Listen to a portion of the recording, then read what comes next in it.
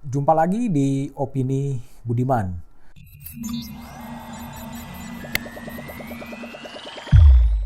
Pekan lalu Kapolri Jenderal Polisi Listio Sigit Prabowo memberikan peringatan keras kepada anggota Polri. Mantan ajudan Presiden Jokowi itu mengingatkan agar kepolisian terus berbenah karena pemimpin itu adalah teladan. Mengutip pepatah lama, Jenderal Listio menyebutkan ikan itu membusuk mulai dari kepala. Jenderal Sigit pun tidak segan-segan meminta kepada koleganya di kepolisian untuk betul-betul membenahi anggotanya di lingkungan paling bawah.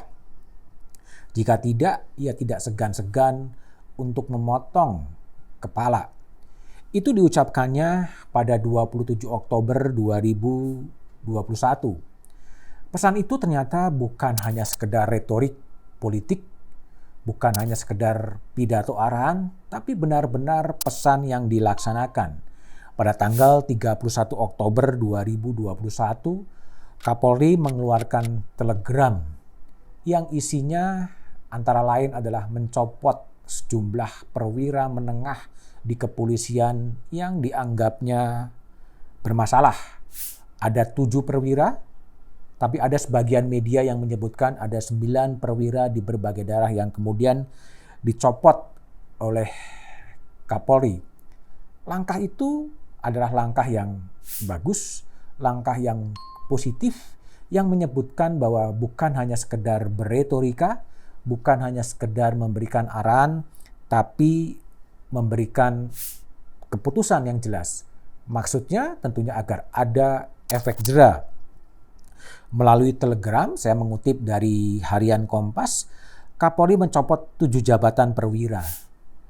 Ada Kapolres Nunukan, Kombes Saiful Anwar, yang videonya viral ketika dia menendang anak buahnya. Ada Kapolres Nganjuk, Komisaris Besar Jimmy Tanah. Ada Kapolres Luwu Utara, Ajun Komisaris Besar Irwan Sumudin. Ada Kapolres Tebing Tinggi, Ajun Komisaris Besar Agus Sugiarso. Ini yang istrinya viral memamerkan segepok uang melalui media sosial. Ada Kapolres Pasaman, Ajun Komisaris Besar Dedi Nur Adriansyah. Ada Kapolres Labuan Batu, Denny Kurniawan. Dan ada Direktur Polairut Polda Sulawesi Barat, Komisaris Besar Franciscus Tarigan. Mereka-mereka itu kemudian ditarik dan ditempatkan di Mabes Polri. Langkah ketegasan itu dibutuhkan agar ada efek jera, agar ada pembelajaran terhadap anggota-anggota polisi. Komunikasi tidak perlu lagi membutuhkan ungkapan-ungkapan penghalus menganggap ini adalah mutasi biasa, mutasi adalah hal biasa di tubuh kepolisian, tapi memang komunikasi yang lugas bahwa dimutasi karena memang ada problem-problem yang dihadapi oleh para perwira itu. Sikap ini tentunya bagus. Sikap Kapolri ini tentunya patut dipuji agar Kapolri dan juga kepolisian tidak alergi terhadap kritik. Dan Kapolri telah mencoba untuk membuat semacam festival mural atau apapun itu yang memberikan ruang kebebasan berekspresi kepada para muralis, kepada para karikaturis untuk mengkritik polisi. Dan Jenderal Listio mengatakan kritik yang paling keras adalah sahabat-sahabat kepolisian. Kritik memang tidak perlu dibungkam, kritik perlu didengarkan karena kritik adalah cermin bagi kita semua agar apa yang bisa dikerjakan, apa yang kita kerjakan itu kemudian diketahui oleh publik dan bagaimana publik memberikan umpan balik terhadap kinerja-kinerja kepolisian. Pola komunikasi juga tidak harus monolog, harus berpidato melalui video conference atau apapun, tapi juga harus kembangkan komunikasi-komunikasi yang dialogis. Karena kritik pada intinya adalah sebuah upaya alternatif untuk mendapatkan masukan dari publik untuk mengimbangi kecenderungan-kecenderungan ABS, laporan asal Bapak senang. Pemindahan atau penindakan terhadap anggota-anggota yang dinilai bermasalah itu penting, tetapi penghargaan terhadap mereka-mereka yang bekerja di luar pekerjaannya beyond call of duty juga patut diapresiasi agar ada reward and punishment yang jelas, dan ini akan menjadi pembelajaran bagi anggota-anggota polisi. Di sektor lain tentunya masih ada pekerjaan-pekerjaan rumah yang dihadapi oleh Kapolri, yaitu membenahi ruang-ruang penyelidikan, proses-proses penyelidikan yang seakan-akan masih menjadi ruang gelap yang sepi dari pengawasan. Banyak laporan-laporan kepolisian yang tidak jelas tindak lanjutnya. Hal-hal seperti ini tentunya bisa dibenahi sehingga seorang pelapor tindak pidana akan mendapatkan update bagaimana perkembangan dan penanganan sebuah perkara.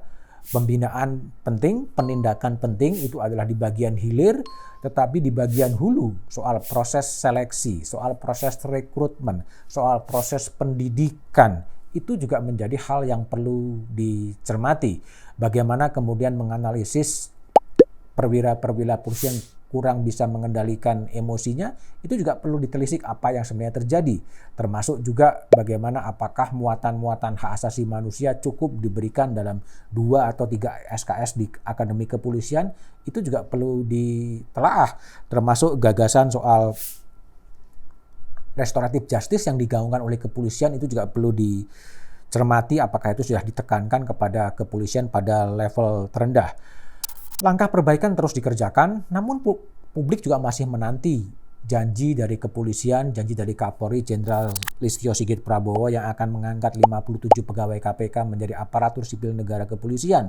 Publik masih akan menantikan bagaimana tindak lanjut dari pernyataan politik yang disampaikan oleh Kapolri atas sepersetujuan Presiden. Dalam upayanya untuk mewujudkan Kapolri yang humanis, polisi yang humanis, tentunya Kapolri tidak bisa sendirian. Ada Wakapolri, ada Kabareskrim, ada Kabaharkam, ada Kabintelkam, ada Irwasum, dan semua pejabat-pejabat utama di Mabes Polri juga harus mempunyai komitmen yang sama. Berbicara soal Kapolri, saya teringat pada pernyataan mantan Kapolri Hugeng Imam Santoso. Hugeng pernah mengatakan dan dikutip dalam sebuah buku, laksanakan tugas dengan penuh kejujuran karena kita bisa makan dengan nasi garam. Itu adalah pernyataan Jenderal Hugeng yang sampai sekarang masih terngiang-ngiang. Apakah kemudian kebijakan-kebijakan dari Kapolri Jenderal Listio Sigit Prabowo ini bisa memunculkan Hugeng-Hugeng baru pada generasi pembaharu? Tentunya sejarah akan mencatat.